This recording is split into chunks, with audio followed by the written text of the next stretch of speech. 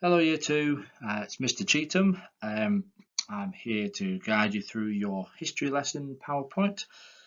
Today's lesson is on Victorian children working in the factories.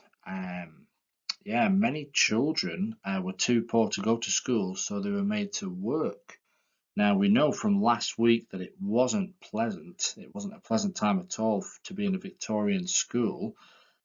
So let's find out what it was like for children who went to work. They were forced or was made to work.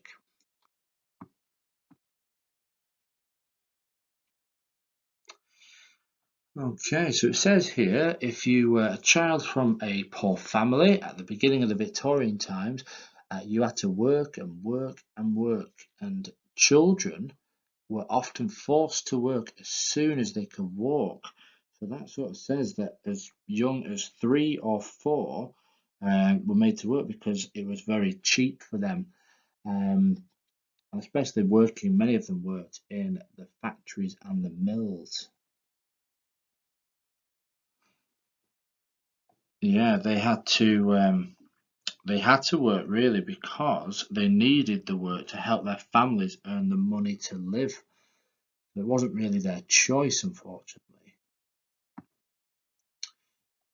Now, children, they worked very long hours with very little break or no break at all, and definitely no fresh air for those hours. Usually working from really, really early in the morning to really late at night. So about 5 o'clock in the morning to about 9 o'clock at night, 16 hours most days, except for Sunday. But even then, they were expected to go to Sunday school and church. So a full-on week of work for the children, and then even on their day off. When they were there working, they often worked in very dangerous conditions, resulting in injuries or even death. And we'll go into that on the next couple of slides. As we said, very young children were expected to work, so we're talking 3 and 4, so even younger than you. You'd be considered experienced at age 6 or 7 working in a Victorian factory. And it says here that children were paid very little because they were younger. So even though they were forced to work to make sure that they could feed their families or help feed their families because they went to work, they were still paid very little because they were so young. So, even looking at this picture here of the factory workers, you can sort of see that they are youngish, looking like young boys there. It says that children worked long hours and sometimes have to carry out some dangerous jobs working in the factory. So we're going to look at the some of the dangerous elements of working in the factory. Now, these factories were textile mills or textile factories, and the textiles where they made and used different types of fabric, which then could be made into different things such as clothes or sheets, things like that.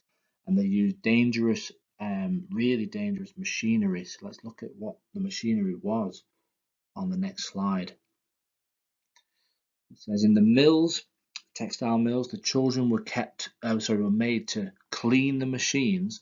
So these machines here that you can see on the picture, big industrial metal machines with the fabrics going in, and they would make lots and lots of noise. They would be very, very fast in the way that they moved. The machinery, as you can see there, like the belts and things that moved the engine and the machine would be exposed, so you have to be really careful not to get yourself trapped. And unfortunately, as we're going to read on, it says here, while they kept running, there were many accidents. So it says many children lost fingers in the machinery, and some, unfortunately, were killed just because of how dangerous the machines were. And they made children go underneath. You can see like the small gaps underneath the machinery there. They made them go underneath because they were so small that they could get all the waste cotton on the floor of the machine and to clean the inside of the machine while it was still running. Very, very dangerous. Their food, so even if they got a break during that day, the food was very minimal. It was bread or cheese, just a crumb of cheese maybe. Sometimes meat, and it was common to be forced to miss a meal if you did something wrong. So if you were a child and did something wrong, I don't know, either maybe talked or something out of line, because in those days you couldn't even talk while you were working, and probably because you wouldn't be able to hear anybody because of how loud the machines were. But if you got caught talking to someone next to you, you were forced to miss a meal, so you go hungry all that day as a punishment.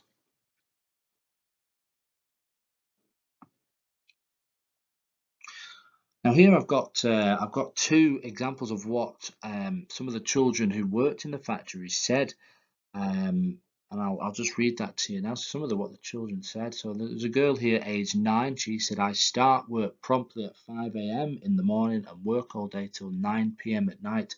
16 hours. We're not allowed to talk, sit, or look out the window whilst we work. And the only day off from work I get is on Sundays, which we have to go to church." So you can see how long those days were. Going in at 5 a.m., so waking up when it's dark and going home when it's dark, not seeing any sunlight because they're not allowed to look out the window, not getting any fresh air. Really harsh conditions working in a Victorian factory. And then we've got a boy aged 7, and he says, "My job is to clean under the spinning mule." So there's some of the machinery. That's one of the machinery's names, was a spinning mule that used to spin the cotton to make clothes. He says here, "Gathering cotton waste off the mill floor. I have to be very careful because the mule moves very quickly. My friend lost his finger, and I am scared sometimes." Could you imagine how scary it would have been to be underneath those machines as they're moving so quick above your head? Careful to not lose any fingers or even your life, unfortunately. But there was some hope, which is good. Back in 1866, so still in the Victorian time, a man called Dr. Thomas Bernardo was one of the most famous men in Victorian Britain because of his work with orphans and with the children who used to work in the factories. Dr. Bernardo decided to open a school so that children could have an education and were safe. And his aim of Bernardos is to support and encourage disadvantaged children. And that charities that he set up to help factory workers in those times, to get them an education, to help them through not working so young and to actually go to school instead of work. It's called Bernardos, and you might have already heard of that. That charity is still going to this day, and they help they help disadvantaged and support disadvantaged children, which is good. That's a good thing, isn't it? So, moving on to our task for today. They are on the St. Peter's blog. After you've watched this video, this PowerPoint, it is to complete the comprehension questions. So just a sheet on questions, just all about this PowerPoint that you've just watched and read, all about the Victorian children in the factory. And then the second task is to create an advert poster. It's going to be a poster, and it's about looking for a child worker for your factory. So you're going to pretend you are a factory owner and that you need a child worker to come work for you, and you're going to look at advertising what age you need. So in between 3 and 10, maybe it's a young child like yourself, maybe 7, so someone like you. So your what their food they might have, what jobs they have. So have a look at that task poster that I've got for you on the blog, and see how you get on. Okay, thank you very much. Bye bye, you two.